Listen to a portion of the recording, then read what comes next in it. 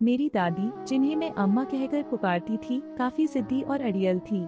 उन्होंने कमरे का दरवाजा बंद कर दिया था और वहां से हटने को तैयार नहीं थी। कोई भी उन्हें राजेश को पुलिस के हवाले करने के लिए मना नहीं सका। जाहिर है वह दया भाव के कारण उसे बचाने पर अड़ी थी। 10 वर्षीय राजेश उस वक्त अम्मा के साथ आया था जब उनकी शादी हुई थी।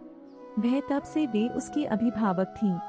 राजेश यहाँ पर ही उनके बच्चों के साथ खेलकर घर के छोटे मोटे काम करते हुए बड़ा हुआ था। अम्मा ने उसे अच्छा खाना, कपड़े, खिलौने और शिक्षा दी थी।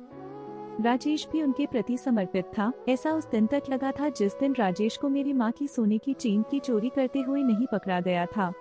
इस बात का पता चलते ही हंगामा मच गया और राजेश की उस वक्त तक जमकर बेरहमी से पिटाई की गई जब तक अम्मा उसे बचाने नहीं आई। अम्मा उसे बचाकर खींचते हुए एक कमरे में ले गई और बंद कर दिया। अब वह दरवाजे पर खड़ी थी और किसी को दरवाजा खोलने नहीं दे रही थी। मेरे माता पिता का विरोध भी काम नहीं आया और उन्होंने हार मान ली। दोनों ने उस वक्त कार्रवाई करने का निर्णय लिया जब अम्मा सुबह के वक्त सो रही हो। हालांकि अगले दिन उन्हें राजेश नजर नहीं आया। अम्मा ने विस्मृत दिखाई दे रहे मेरे माता पिता से जोर देते हुए कहा, मैंने उसे मुक्त कर दिया है।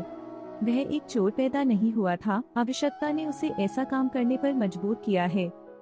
सभी उस शाम अचरज में पड़ गए जब राजेश हमारे दरवाजे पर फिर से प्रकट हुआ। उसकी आंखों में ग्लानि के आंसू थे। रोते हुए अपनी गलती को मानते हुए वह बोला, मुझे माफ कर दें अम्मा, मैं आपे से बाहर हो गया था।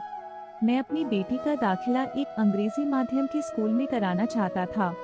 मुझे आपके यहाँ चोरी करने की बजाय कड़ी मेहनत करनी चाहिए थी। विजय मुद्रा में दिखाई दे रही अम्मा ने मेरे माता पिता से कहा, लोग अच्छे या बुरे नहीं होते, परिस्थितियाँ उन्हें ऐसा बनने पर मजबूर कर देती हैं। दया भाव ही व्यक्ति को सही मार्ग पर वापस लाने का एकमात्र मानवीय तरीका है। आपको यह कहानी कैसी लगी हमें कमेंट कर जरूर बताएं।